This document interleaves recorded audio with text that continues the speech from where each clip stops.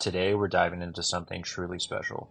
These are our finished window sash boxes, crafted to perfection for a set of 100-year-old salvage windows from a historic home in Winona, Minnesota. Look at them, installed and ready to blend our brand new garage with the timeless charm of our 130-year-old Victorian home. Here's where it all began. Our very roughly drawn plans on a sheet of lined paper. It might not look like much, but these scribbles represent the foundation of a complex project. We were starting from scratch. No pre-made plans, no easy guides, just raw materials, a bit of knowledge, and a whole lot of determination. We relied almost exclusively on power tools to get these sash boxes just right. But here's the thing, 100 years ago, the original craftsmen who built these windows were doing it all by hand. No power tools, just skill, patience, and precision. So, as we take you through this journey, keep that in mind. Appreciate the craftsmanship and skill that went into these windows over a century ago. Alright, let's get to the nitty gritty of building these sash boxes. Here's a look at Katie and I cutting the dados and rabbets into our planks, essentially the backbone of our sash boxes. For those not familiar, a dado is a groove cut into the wood that helps join pieces together, while a rabbet is a notch along the edge that allows for a snug fit in our joinery.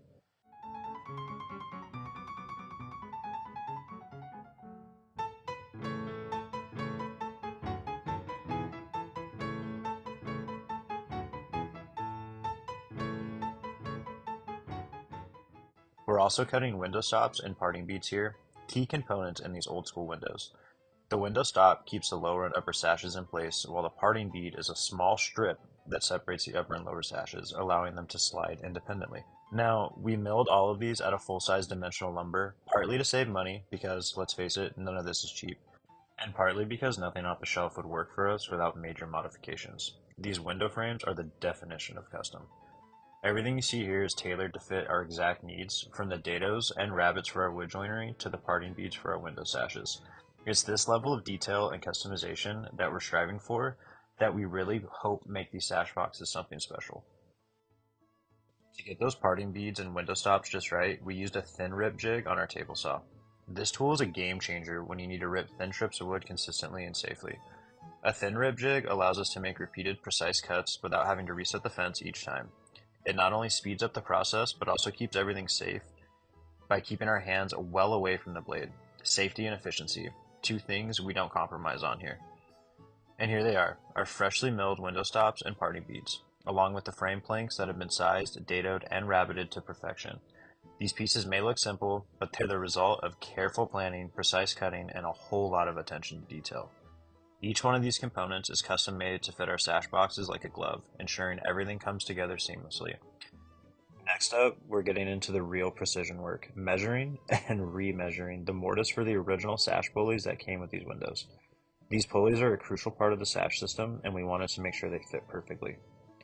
We went through a lot of different ideas on how to make these cuts as precise as possible. We tried using a router and even made a jig, but in the end, we decided to do it by hand, just like the old timers would have. Armed with a combination square, a pencil, a hammer, a chisel, and a drill with a hole saw, we set out to do this the traditional way. You'll see me using a razor blade to trace the pencil marks before I start chiseling. This step is key. It breaks the bond between the wood fibers, reducing the chance of tear out and giving us a cleaner, more professional look. This is about as close as we got to working like the craftsmen of old. It's a slow, careful process, but one that really makes you appreciate the skill and patience required to get it just right.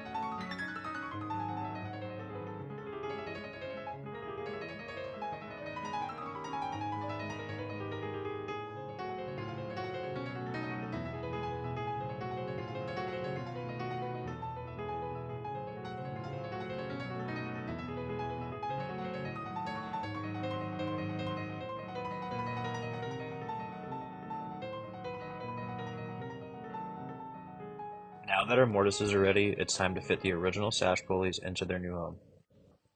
These sash pulleys are made of cast iron, and when we first got them, they were pretty rough. So we soaked them in evaporust overnight to remove the rust and bring them back to life. After cleaning them up, we applied a thin coat of boiled linseed oil to protect them from future oxidation. And let's talk about those screws. We decided to go with solid brass throughout this project, not just for their period correct authenticity, but also for their durability and resistance to oxidation. These little details are what make this restoration special, ensuring that these sash pulleys are secured and ready to do their job for another 100 years. Now we're moving on to the part that really had us on edge, cutting the sash weight pocket doors. These are crucial components of our sash boxes. A sash weight pocket door is a removable panel that allows access to the counterweights inside the window frame. These weights help balance the sashes, making it easier to open and close the windows. Without this door, maintenance or repairs would be a nightmare, so getting it right is essential. Here, you can see Katie meticulously measuring the location, size, and angles of the cuts we needed to make. This was easily the most nerve-wracking part of the project so far. We spent so much time and effort getting these frames perfect, and now we're about to cut a huge chunk out of them. If we mess this up, it's back to square one.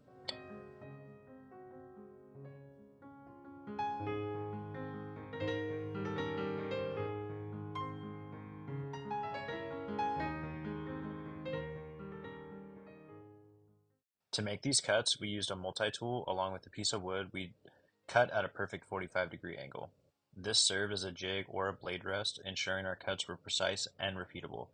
You'll see us cutting one of these doors here, but keep in mind each sash box has two of these, and we're building 3 sash boxes in total. And just remember, this was all done by hand 100 years ago. It really makes you wonder, how did they do it? The craftsmanship of the past continues to amaze us every step of the way.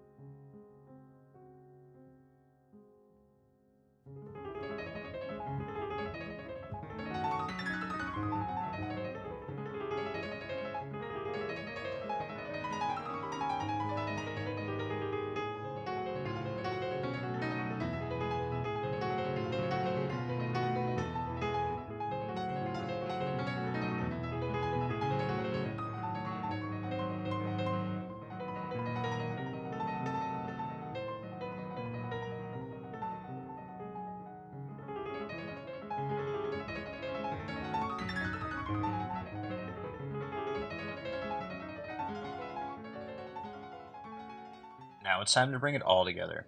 Here's a montage of Katie and me assembling the sash boxes. We're using clamps, waterproof wood glue, and a nail gun with 18-gauge stainless steel brad nails to secure everything in place. Those dados and rabbets we cut earlier, they're playing a crucial role here. Not only do they provide a larger gluing surface, which is key for the strength of the structure, but they also make the joinery as a whole much stronger. Every piece fits together like a puzzle, adding durability and stability to these custom sash boxes. We're only showing you the assembly of one here, but remember we're assembling 3 of these in total. Each one is crafted with the same attention to detail, ensuring that these sash boxes will stand the test of time, just like the originals from a century ago.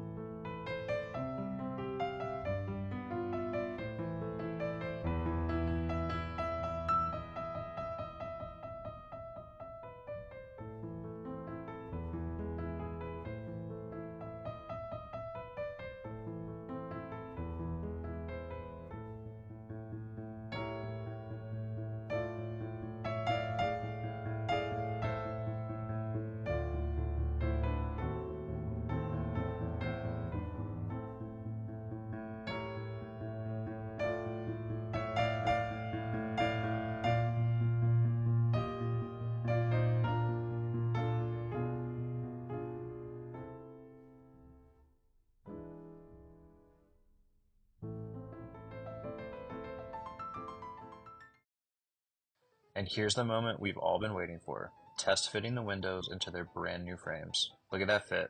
Everything lines up perfect, and the windows slide smoothly, just as we hoped. Seeing these salvage windows in their new frames is incredibly satisfying. It's a testament to all the careful measuring, precise cutting, and detailed work we put into this project.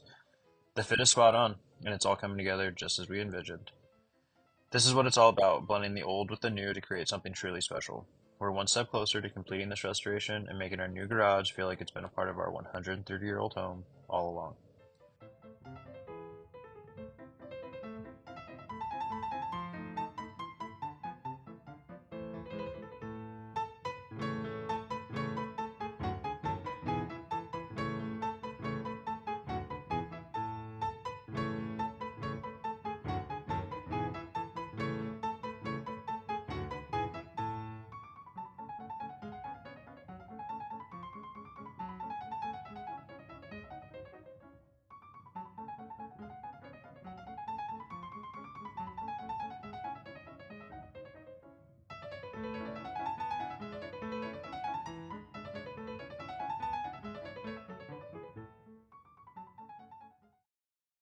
Here's Katie applying a pre-stain conditioner by Midwax to our sash boxes.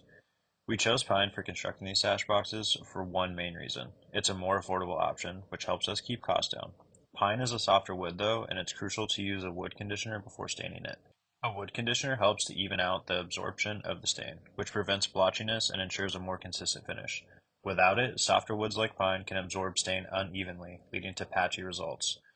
Applying the conditioner gives us a smoother, more professional look, making sure the final stain enhances the natural beauty of this wood. Next up, it's time to bring some color to our sash boxes. Katie and I are applying Minwax's red oak stain, which we chose for its perfect match to the brand new garage doors we're installing. We're doing 2 coats of the stain to achieve just the right shade. This extra step ensures a deep, consistent color that ties everything together beautifully. The red oak stain not only complements our new garage doors, but also enhances the natural grain of the pine, giving our sash boxes a timeless, elegant finish. Each coat builds up the color, and the result is a stunning, cohesive look that seamlessly blends our new additions with the existing charm of our home. It's all coming together, one step closer to the finished project.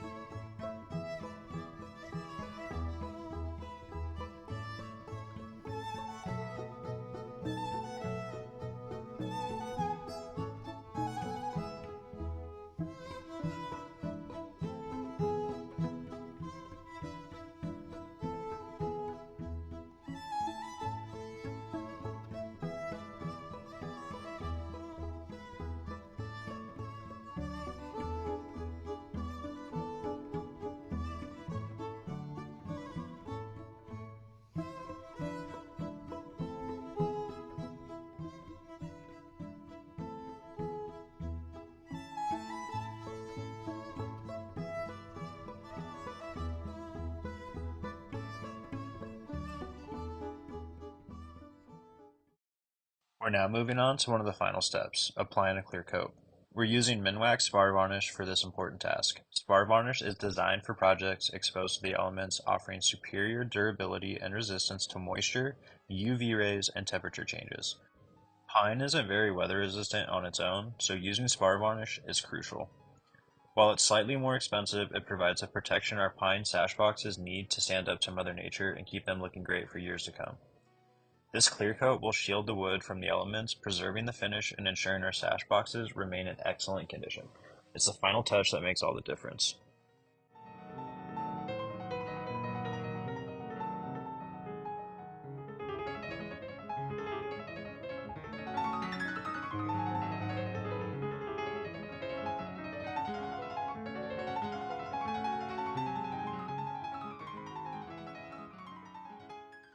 With everything stained and sealed, it's time to reassemble the final details. Here's Katie reinstalling the sash weight pocket doors and the sash pulleys we had to remove for staining and clear coating. Look at how stunning they look with the brass hardware. The combination of the rich finish and the gleaming brass adds a touch of elegance and authenticity, completing the transformation of our sash boxes. Reinstalling these elements is the final step in bringing everything together. The result is not only functional, but also beautifully crafted, blending seamlessly with the classic style of our home.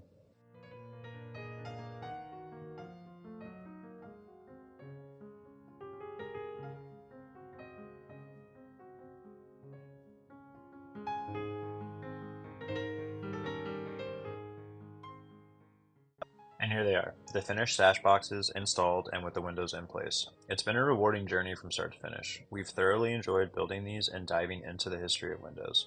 It's fascinating to appreciate the craftsmanship that went into creating something most of us use every day without giving a second thought. Seeing our work come to life in these beautiful, functional pieces has been truly fulfilling. But stay tuned, our next video will cover how we installed the window sashes into their new frames, just like you see here.